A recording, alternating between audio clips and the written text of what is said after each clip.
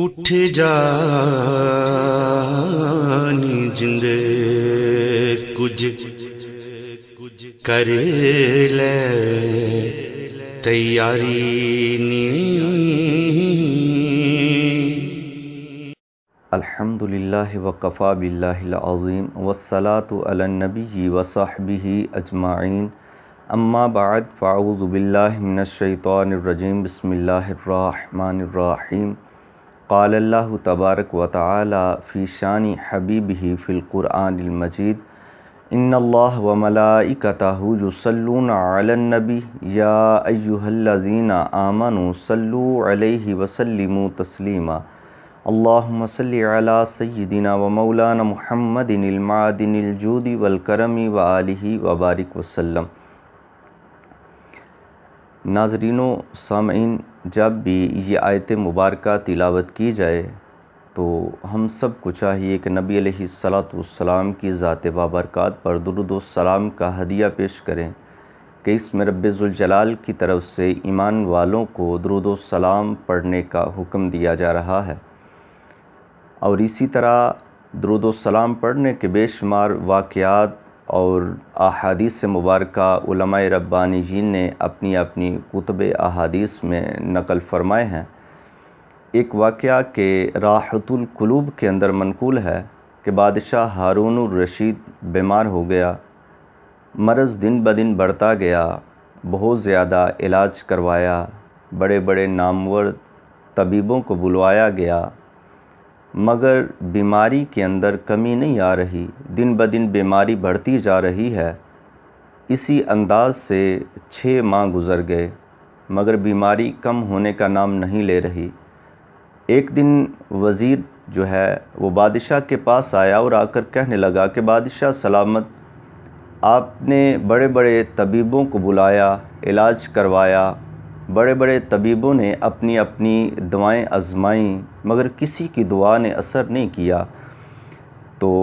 وزیر کہنے لگا کہ بادشاہ سلامت، میرا عقیدہ اور نظریہ یہ ہے کہ جب طبیبوں کی دعائیں کام نہیں آتی وہاں پر فقیروں کی دعائیں کام آ جایا کرتی ہیں، تو آپ کسی اللہ والے سے رجوع کریں، کسی اللہ والے سے دعا کروائیں کہ جب زمین کے سارے دروازے بند ہو جاتے ہیں تو عرش کا دروازہ کبھی بند نہیں ہوتا، خالق کائنات کی بارگاہ میں التجاؤں کے دروازے کبھی بند نہیں ہوتے۔ جب وزیر نے کہا تو بادشاہ کہنے لگا چلیں تیری بات بھی مان لیتے ہیں، کسی فقیر سے دعا کروا لیتے ہیں۔ اسی اثنا میں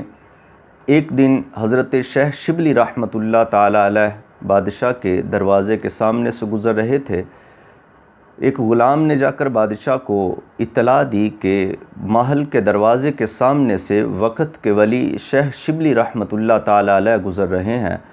اگر اجازت ہو تو ان کو بلا لیا جائے، ان سے دعا کروا لی جائے۔ تو وزیر نے تو پہلے ہی ذہن بنا دیا تھا، اس لیے بادشاہ نے کہا کہ دیر لگانے کی ضرورت نہیں، فوری جائیں اور جا کر درخواست پیش کریں کہ بادشاہ آپ کو اپنے پاس بلا رہا ہے۔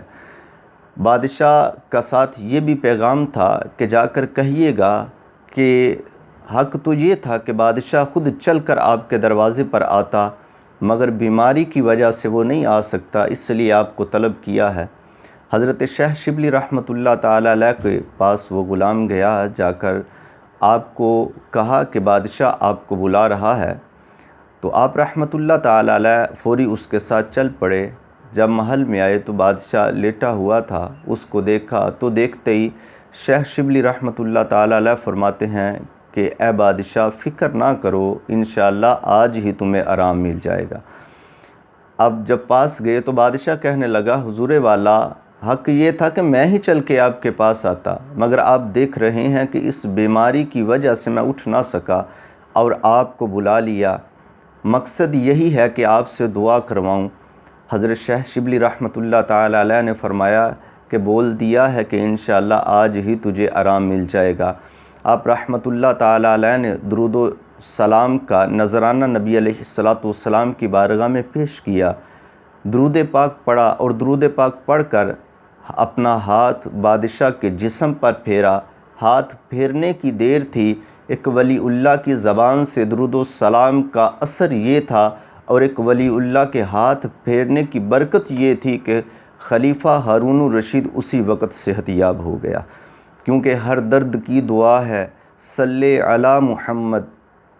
تعویذ ہر بلا ہے صلی علی محمد۔ ہمیں بھی چاہیے